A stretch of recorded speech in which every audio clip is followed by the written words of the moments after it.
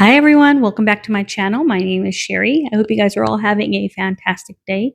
And yes, it is Friday. Thank God it's Friday. It has been a very busy week and we have a very busy weekend ahead of us. We have my son's football game and church on Sunday and everything else in between. But yeah, so I'm ready for it. So today's tutorial is going to be on how to do the broken herringbone stitch. There is the herringbone stitch and broken herringbone stitch, but the herringbone stitch is my favorite stitch. So I'll primarily be focusing on that, but I will go over briefly the herringbone stitch because it's part of it. So anyways, with that being said, let's get to it.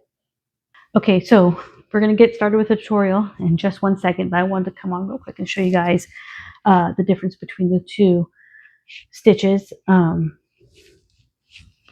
showing you guys the blankets that I have made. So this first one is a baby blanket that I made, and it's using the herringbone stitch. Let me see if I can, so you can see it kind of swirls. So that's the herringbone stitch, and it's just a baby blanket that I made for my upcoming holiday market. And this is the ouch, scissors. Careful, kids. Oh my goodness. Okay. So this is the herringbone stitch, broken herringbone stitch that I made a Christmas blanket with. And let's get a close-up look at that. So, and basically this is a knit stitch and a herringbone stitch combined. So, but I just wanted to give you guys a quick look at the blankets and the difference between the broken herringbone and the herringbone stitch. So both nice stitches, but this one is my favorite stitch. All right, let's get to it. All right, we're going to go ahead and get started with our tutorial. Today I decided to use this pink colored yarn from Hobby Lobby. It's Yarn Bee Eternal Bliss, and it's called the Bridesmaid Dress. Pretty color. We'll get started with that. Okay. I always kind of like try to loosen up the yarn a bit. All right.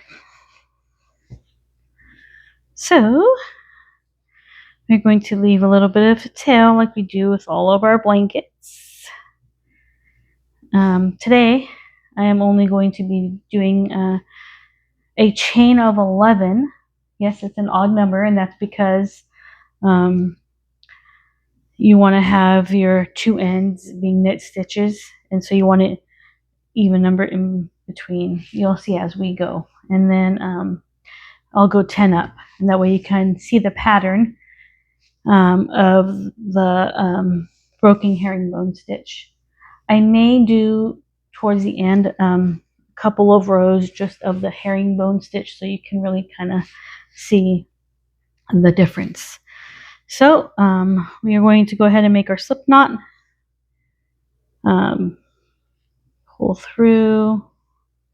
I'll do it one more time for you guys. I have a video on how to make a chunky knit blanket, and I include detailed information on how to make the slip knot. Once you know that, then the rest is pretty easy. Okay, so slip knot, and we're going to go ahead and do 10 stitches. 1, 2, 3, 4, 5, 6, 7, 8, 9, and 10. Typically when you do your cast on chain, you want your loops to be at least 3 finger width. You don't want to do your starting chain too tight, because then your blanket will start to curve, because as you go up, your blankets tend to widen.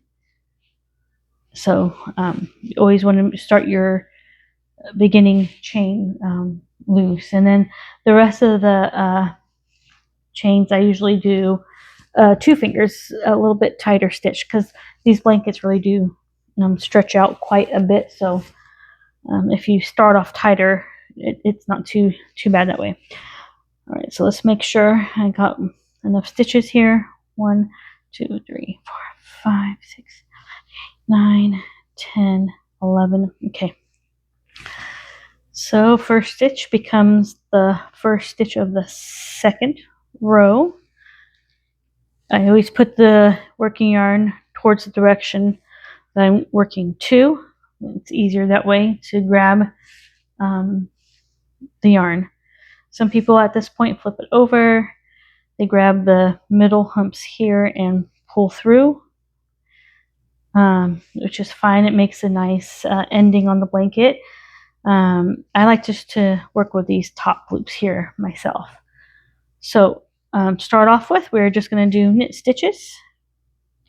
So basically you're going to grab your working yarn, pull it through the loop, the top hump right here. We're going to go do that all the way down.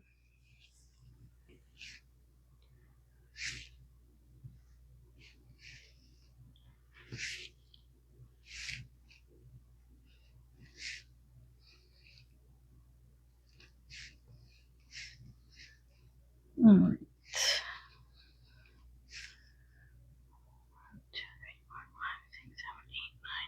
10 and 11. Okay, so we have our 11 stitches. Now we are going to start our broken herringbone stitch. So let me talk to you a minute about the herringbone stitch before we start with the broken herringbone stitch. So the herringbone stitch is basically a knit stitch with a twist. So with a herringbone stitch, all you do is take your loop, and instead of pulling the yarn directly through it like this, you're just going to twist it to the direction that you are working towards, and then pull the loop through it, or the working yarn through it. So I'll do it again, and then I'm going to undo it so that we can continue with our herringbone, broken herringbone stitches. So herringbone, again, it's basically a knit stitch, but you're, instead of just pulling yarn directly through, you're going to twist the loop towards the direction that you are working to. So twist the loop, pull the yarn through. Twist the loop, pull the yarn through. That is your herringbone stitch. And the way it forms those jagged, almost like a chevron type pattern, is because when you come back the other direction, you're going to be twisting the opposite way. So that's how it forms that, which we do have to do that with the broken herringbone as well. So, but I just wanted to let you know that the herringbone stitch is basically a twist and a pull through. So let's take it apart. Okay. So for the broken herringbone stitch, it is a twist stitch and a regular knit stitch. So we're going to do our twist stitch. So twist the loop, grab the working yarn, pull it through. This next one is going to be just our regular old knit stitch that we're used to. Pull that through. Next one,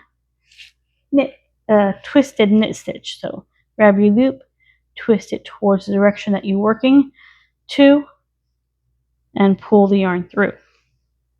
Next one is a knit. Next one, you're going to twist and pull. Next one is a straight knit, a twisted knit, straight knit, twisted knit, and then a straight knit. And the reason why I did 11 stitches is because I want these two bottom ones, these two end ones to always be knit stitches. And so that it's even, you need to add in one more stitch. Okay, so now we're going to go to the opposite direction. Move my working yarn there. And same thing. We're going to do we ended with, so this is our regular knit stitch. This is a twisted knit stitch. A regular knit stitch, twisted knit stitch, and I am going towards the direction that I'm working towards, right? So wherever my working yarn is the direction that my twisted knit stitch is going to. Regular stitch, twisted stitch, regular stitch, twisted stitch, regular stitch, twisted, regular. Okay, I am going to go ahead and do a few more rows of this, and I'll be back to show you what the pattern looks like.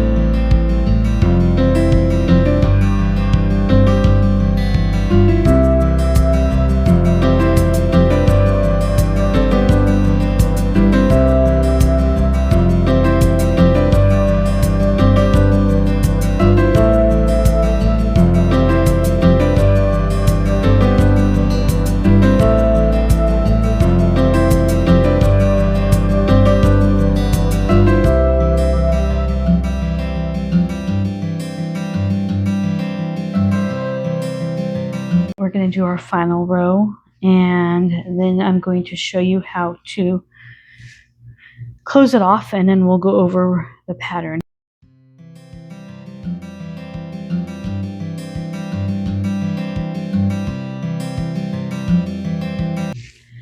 All right, we are going to go ahead and close off this piece, just in case there's someone on here that has not done that before. I want to show you guys how to do that. So to close off a blanket, you're going to grab your two loops here, 1 and 2. You're going to grab your working yarn, pull it through, grab the next loop, pull the working yarn through. You can see that slowly closing off. Nice braided look to it. So grab, pull through,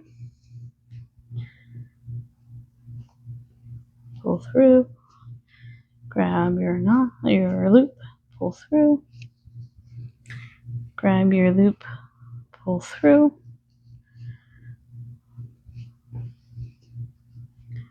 grab your loop and pull through, grab your loop, pull through, and then grab your loop and pull through. At this point, you would, of course, cut it off, tie it into a knot, and then I'm not going to do it with this because I don't want to. I'm going to rewrap the yarn so I can use it again for a blanket. But and then the tail you would just kind of blend in with the blanket, weave it through in and out of here, kind of like this, and then you can either burn the end of it and stick it to a place on your blanket, or you can just leave it in woven in, or some people like to sew it in so that the tail does not show. But yeah, so everybody has different preferences. But as you can see, the pattern here of the broken herringbone. So you can see that this is the knit, and then that's the twist. So I just think it's a really, really pretty pattern. Yeah, I like that it gives it there's texture to it. So, but yeah, anyways, that's it for today. All right, friends, that ends our video for today. I hope you enjoyed the tutorial. Please let me know if you give it a try. If you have any questions, comments, please leave them in the comment section. I am very, very grateful for you guys being here today. Please don't forget to like, subscribe, and share. Hope you guys have a fantastic weekend. Take care, and I will see you guys next time. Thank you. Bye.